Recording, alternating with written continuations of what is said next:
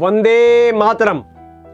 मेरे प्यारे देशवासियों, 1857 के स्वतंत्रता महासंग्राम की चर्चा मैं आपसे कर रहा हूँ। इतिहास के पन्नों में दर्ज अनेक नाम हैं व अनेक गुमनाम भी। आज हम श्रद्धा सुमन अर्पित कर रहे हैं मध्य प्रदेश के छतरपुर के देशपत बुंदेला जी को। देशपत बुंदेला बुंदेलखंड के विख्यात महाराजा छत्रसाल के वंशज थे, जिनके पिता का नाम नरपत सिंह था। ब्रिटिश हुकूमत ने इनके वंशजों की जमीन हड़प ली थी। देशपत बुंदेला जब बड़े हुए तो इनकी योग्यता को देखते हुए छतरपुर की रानी ने देशपत बुंदेला को छतरपुर राज्य का एक ऊंचा अधिकारी बना दिया। सन 1857 के महासंग्राम में देशपत बुंदेला भी सक्रिय हुए व क्रांतिकारी गतिविधियों में संलिप्त हो गए। छतरपुर की रानी इनको अप्रत्यक्ष रूप से सहयोग प्रदान करने लगी। देशपत बुंदेला ने छतरपुर में स्थित 12वीं बंगाल की सेना टुकड़ी को प्रेरित किया, उत्साहित किया और महासंग्राम में ब्रिटिश हुकूमत का विद्रोह करने के लिए तैयार कर लिया। वह सभी देशपत बुंदेला के साथ हो गए। देशपत बुंदेला ने क्रांतिकारियों की एक अच्छी खासी संख्या एकत्र कर ली थी, जो कि सभी ब्रिटिश हुकूमत के विरुद्ध थे। हमीरपुर पर देशपत बुंदेला के अनुयायियों का नियंत्रण हो गया। वह लोगों से लगान भी वसूल करने लगे। देशपत ने मध्य प्रदेश के नरसिंहपुर के श्रीनगर, नौगांव, अलीपुर व जैतपुर में अच्छा खासा अपना दबदबा भी बना लिया था तथा झीझन व कारी की पहाड़ियां उनका विश्राम स्थल थी। झांसी पर आक्रमण करने के लिए ब्रिटिश सेना नौगांव और नौगात से रवाना होनी थी। रानी झांसी से संपर्क कर देशपत बुंदेला ने नौगांव छावनी को घेर लिया। इसके पहले की युद्ध की स्थिति बनती, ब्रिटिश सेना नौगांव छावनी छोड़कर भाग गई। चरखारी का राजा, जो कि ब्रिटिश हुकूमत का पैरोकार था, वह भारतीय क्रांतिकारियों के लिए परेशानी का कारण भी। देशपत बुंदेला ने तात्या टोपे की मदद से चरखारी राजा पर आक्रमण कर उसे बुरी तरह पराजित किया और उससे 3 लाख रुपए भी वसूल किए।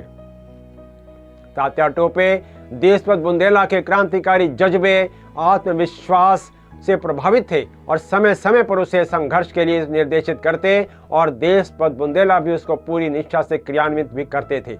झीझन गांव, जो कि वर्तमान में मध्य प्रदेश के छतरपुर जिले में स्थित है, देशपत बुंदेला का विश्राम स्थल था। देशपत अपने दल बल के साथ वहां एकत्र हुए। ब्रिटिश सेना भी भारी संख्या में पहुंच गई। जबरदस्त संघर्ष हुआ। देशपत बुंदेला के लगभग 97 क्रांतिकारी वीर गति को प्राप्त हो गए। लगभग 39 क्रांतिकारियों को बंदी बनाया गया। क्रांतिकारी ने फांसी का फंदा चूमा। ब्रिटिश सेनाधिकारी जनरल विटलॉक ने क्रोधित होकर पूरे गांव को तहस नहस कर देशपत बुंदेला के पूर्वजों द्वारा बनाई हुई गढ़ी को भी नष्ट कर दिया, ताकि भविष्य में क्रांतिकारी वहां ठहर न सके। 17 जून सन 1858 को झांसी की रानी लक्ष्मीबाई रण में वीर गति को प्राप्त हो गई। बानपुर के मर्दन सिंह व शाहगढ़ के बखत बली ने जुलाई सन 1858 को आत्मसमर्पण कर दिया, परंतु फिर भी देशपत बुंदेला निराश नहीं हुए। पूरे विश्वास व आत्मबल से संगठित होकर ब्रिटिश सेना से जूझते रहे। इतनी भारी क्षति होने के बावजूद देशपत बुंदेला पुनः संगठित हुए व अक्टूबर सन 1858 तक इनके साथ लगभग 10-11 हजार आदमी हो गए थे, जिनमें बहुत से सैन्य कला के अनुभवी सैनिक भी थे। इतनी बड़ी संख्या बल देखकर ब्रिटिश हुकूमत भी सख्ते में आ गई और 9 अक्टूबर सन 1858 को क्रांतिकारियों ने कनोरा गांव को घेर लिया और विरोधियों की संपत्ति लूट ली। देशपत बुंदेला के द्वारा लगातार हो रही क्रांतिकारी गतिविधियों से तंग आकर परेशान होकर ब्रिटिश हुकूमत के असिस्टेंट सेक्रेटरी ने सेना नायक को 9 मार्च सन 1859 को पत्र लिखा कि यदि हम पूरी ताकत लगाकर विद्रोहियों की गतिविधियों का अंत नहीं करेंगे तो आगे चलकर एक भयानक राजनीतिक संकट उत्पन्न हो जाएगा। चूंकि वर्तमान में हमारे पास जो मिलिट्री पुलिस व रीवा राज्य की फौज है, दोनों मिलकर भी इतनी क्षमता नहीं है कि हम देशपत को हटा सकें। इस प्रकार देशपत बुंदेला ने क्रांतिकारी गतिविधियों से ब्रिटिश हुकूमत की नींद हराम कर रखी थी और कई बार वह ब्रिटिश सेना को गुरिल्ला युद्ध द्वारा मात भी देते रहते थे। परंतु दुर्भाग्यवश देशपत बुंदेला के प्रेरणा स्रोत पहले रानी लक्ष्मीबाई और 18 अप्रैल सन 1859 को वीर तात्या टोपे वीर गति को प्राप्त हो गए।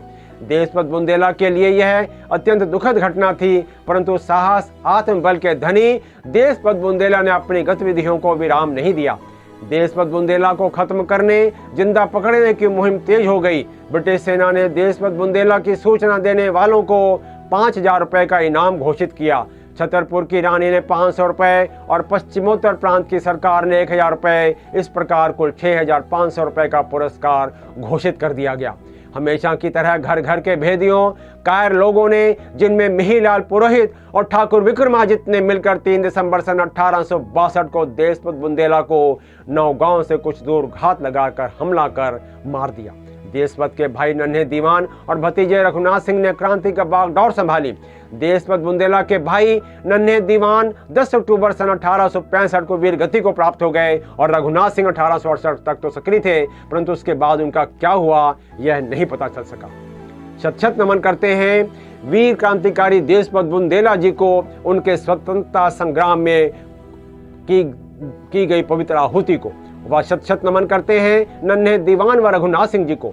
इस अवसर पर महान कवि नागार्जुन जी की रचना याद आती है, जिसका शीर्षक है उनको प्रणाम।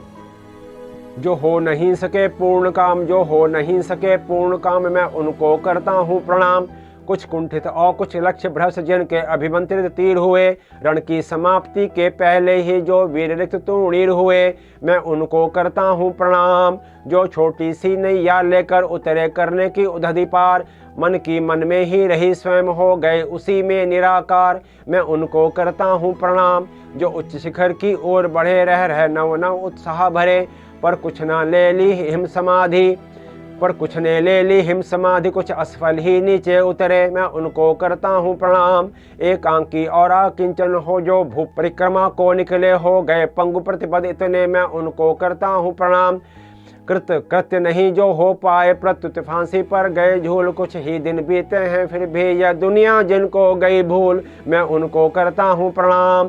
थी उग्र साधना पर जिनका जीवन नाटक दुखांत हुआ, था जन्म काल में सिंह लगन पर कुसमय ही देहांत हुआ, मैं उनको करता हूँ प्रणाम। दृढ़ व्रत और दुर्दम साहस के जो उदाहरण थे मूर्तिमंत, पर निर्वधि बंदी जीवन ने जिनकी धुन कर दिया अंत, मैं उनको करता हूँ प्रणाम। जिनकी सेवाएं अतुलनीय पर विज्ञापन से रही दूर, प्रतिकूल परिस्थिति ने जिनके कर दिए मनोरथ चूर चूर, जिनकी सेवाएं अतुलनीय पर विज्ञापन से रही दूर, प्रतिकूल परिस्थिति ने जिनके कर दिए मनोरथ चूर चूर, मैं उनको करता हूँ प्रणाम, मैं उनको करता हूँ प्रणाम, मैं उनको करता हूँ प्रणाम, मैं उनको करता हूँ प्रणाम।